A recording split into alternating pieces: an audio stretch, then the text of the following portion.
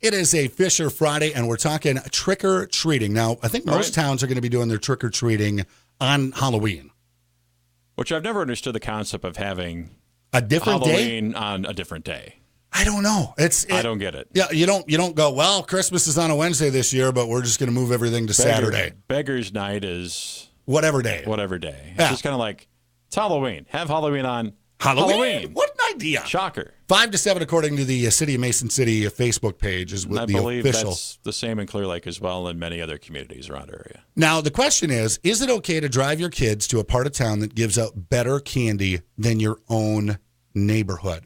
Because there's certain neighborhoods in each town, that are the rich neighborhood, the hoity-toity, fancy pants neighborhood. Hoity-toity. I'm just, throwing out stuff there. Throwing out big words.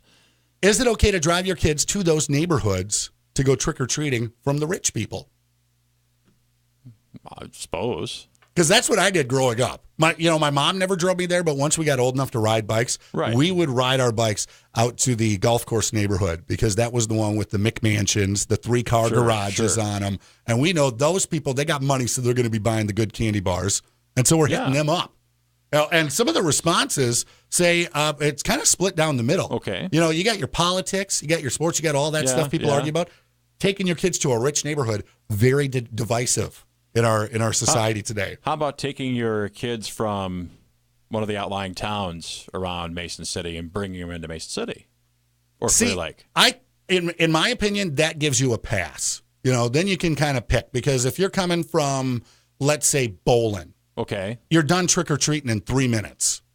That's it. I mean, depending on how fast your kid walks. Sure. So you're going to, you go to Northwood, or you're going to go to Mason City, or head up to St. Ansgar or over to Osage, a bigger town from Bolin.